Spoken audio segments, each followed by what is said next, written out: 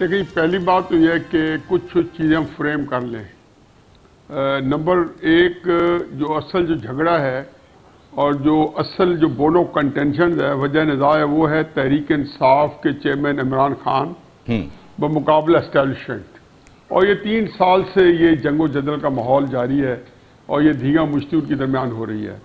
اب ظاہر ہے کہ عمران خان صاحب کی خواہش 3 سال سے یہ ہے کہ وہ کسی طریقے سے اپنے جو مد مقابلے کو پچھاڑے اور پھر اس کے بعد ان کے لیے راوی چین لکھے. وہ لکھے یا نہ لکھے دوسری بات ہے. اچھا دوسری جو چیز ہے وہ یہ ہے کہ عمران خان صاحب جو ہیں ان کے پاس اسٹیبلشمنٹ کے اوپر جو پہلی اسٹیبلشمنٹ کے اوپر ایک تو دباؤ نہیں آئے کوئی بھی، اور اسٹیبلشمنٹ دینے کے لیے ان کے پاس کچھ بھی نہیں ہے.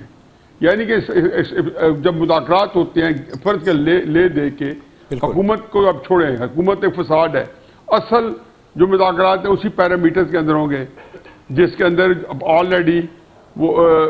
آلریڈی ڈٹرمن ہو چکے ہوں گے اور اس کے حدود و قیود کا پتہ چل چکا ہوگا اور یہ کہا گیا ہوگا کہ یہ مطالبات جو ہیں یہ ان کو تسلیم کیا گیا ہے یا یہ آخر کو تسلیم کر لیے جائیں گے.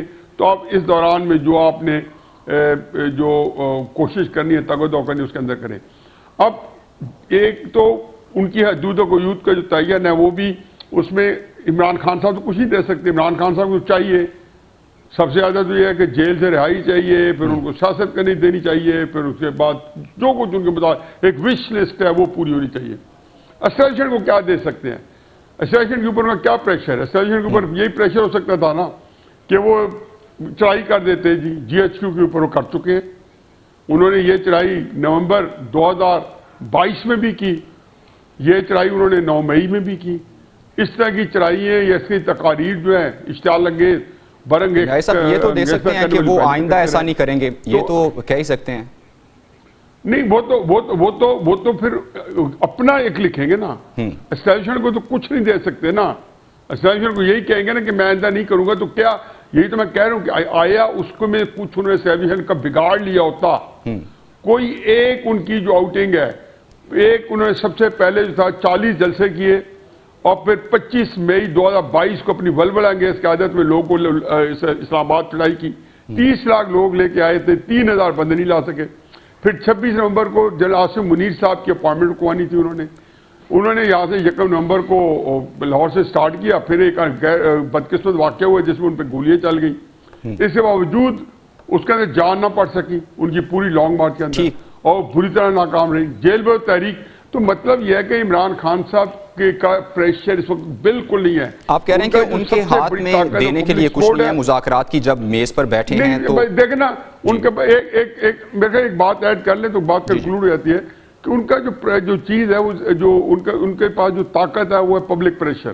پبلک پریشر انہوں نے بہیمانہ طریقے سے استعمال کیا ہے. لاک ڈاؤن کی ہڑتالیں، ترسیلات لانگ مارچ، ہر میں بری طرح ناکامی ہوئی ہے. تو اس لیے میرا خیال ہے آپ ان کو عمران خان صاحب کو خود بہت کچھ دینا ہے اور کہاں تک ان کو دے سکیں گے، کیونکہ جب تک انہیں کھل کے نہ دیا تو ان کا جو اونٹ ہے مذاکرات کا یا ان کے وہ کسی کروڑ نہیں بیٹھ پائے گا. ٹھیک ہے حسن صاحب، یہی بات میں آپ سے کرنا چاہوں گا کہ جس طرح نیازی صاحب نے کہا کہ مذاکرات میں کچھ لو اور کچھ دو کی پالیسی ہوتی ہے، آپ کیا دیکھ رہے ہیں اس وقت مذاکرات میں پلڑا کس کا بھائی دیکھ رہے ہیں؟ کون کسے کیا دے سکتا ہے؟ دیکھیں میں تو حفیظ اللہ نیازی صاحب جو باتیں کر رہے ہیں تمام باتوں سے اتفاق کرتا ہوں اور اس میں کیا ڈیشن کروں. انہوں نے تو بیسیکلی تمام کی تمام بات کو بریفلی اینڈ کمپلیٹلی بیان کر دیا ہے. موجودہ حالات کے اندر یعنی امید تو تھی اور مطلب دعا تھی کہ اللہ کرے کہ یہ مذاکرات کامیاب ہوں اور حکومت اور اپوزیشن کے درمیان ایک ورکنگ ریلیشن بنے. لیکن انفارچونیٹلی جو ڈیمانڈز کی ہیں پاکستان تحریک انصاف نے اور جس قسم کی ڈیمانڈز کے اوپر ریئیکشن دیا ہے فیڈرل گورنمنٹ نے، اس کے بعد تو مجھے یہ مذاکرات نتیجہ خیز ہوتے ہوئے دکھائی نہیں دے رہے. بہرحال پھر بھی اپنی اپنی پوزیشن سے پیچھے ہٹنا ہوگا حکومت کو یا اپوزیشن تحریک انصاف کو, تبھی جا کر مذاکرات میں کوئی بیچ کا راستہ نکل سکتا ہے. اب مذاکرات میں تو جو ڈیمانڈز لے کر آئے ہیں, چارٹر آف ڈیمانڈز پیش کی ہیں 9 مئی کے حوالے سے بالخصوص, تو اس کے اوپر تو حکومت نے ہینڈز اپ کر دیا ہے. انہوں نے تو پہلے کہہ دیا کہ میٹر جو ہے آلریڈی کہ عمران خان صاحب کی گرفتاری کیسی ہوئی, کیا ہوا, یہ میٹر آلریڈی جو سپیریئر جوڈیشری ہے وہ طے کر چکی ہے, تو اس کے اوپر جوڈیشل کمیشن بنانا یعنی بلا جواز ہے, اس کا کوئی مقصد نہیں ہے. رہا سوال جو گرفتار لوگ ہیں ان کی رہائی کا, تو اس کے اوپر بھی حکومت اپنی بے بسی کا اظہار کر رہی ہے. ظاہری بات ہے میٹر جو ہے وہ کورٹس کے اندر ہے, کئی جگہوں پر ٹرائل حسن کمپلیٹ ہو صاحب یہ چکا ہے, ساری کئی جگہوں پر ایپیسوڈ پھر ٹرائل کیا کمپلیٹ ہونے کو ہے. ایک نظر کا دھوکہ اسے کہیں عوام کو؟ اگر تو گورنمنٹ کا دیکھا جائے تو گورنمنٹ تو ٹھیک ہے معاملے کو لنگر آن کرنا چاہ رہی ہوگی, پی ٹی آئی پھر اس ساری ایپیسوڈ میں کہاں کھڑی ہے اور وہ کیوں ایسے مذاکرات کر رہی ہے جس کا کوئی نتیجہ نہیں نکلے گا؟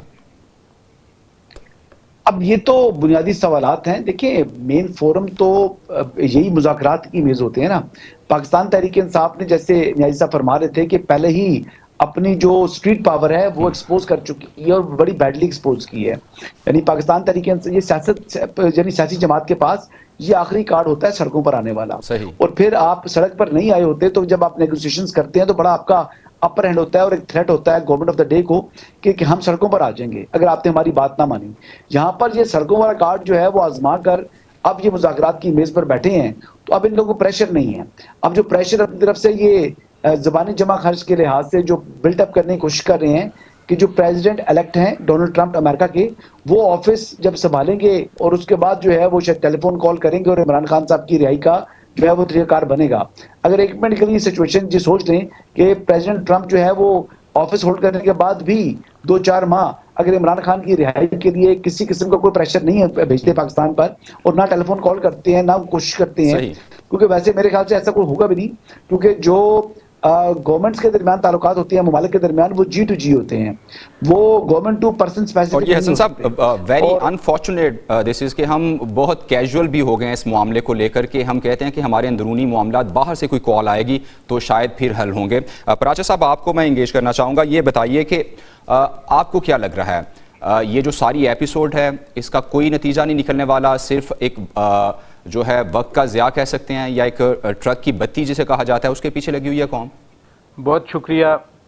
جو بھی حالات بیان کیے گئے, جو پوزیشنز بیان کیے گئیں میرے دونوں دوستوں کی طرف سے, ان سے ہٹ کے اس ملک میں ہمیں استحکام تو چاہیے. آئے دن کا انتشار, آئے دن کا ہڑتال, آئے دن کی احتجاج کی کال, وہ ٹھیک ہے 3 لاکھ نہیں آئے 3000 آ گئے. یہ بھی ٹھیک ہے کہ 1 ملین کی جگہ 15,000 آ جائے, 20,000 آ جائیں, 35,000 آ جائیں. 26 نومبر کی ہی بات لیں کہ پورا پاکستان بند تھا. جب آپ کی آرٹریز بند ہو جائیں, جب آپ کی جی ٹی روڈز بند ہو جائیں, جب آپ کے موٹر ویز بند ہو جائیں, تو وہی 12,000 یا 20,000 یا 25,000 انہی لوگوں کی وجہ سے بند کیا نا.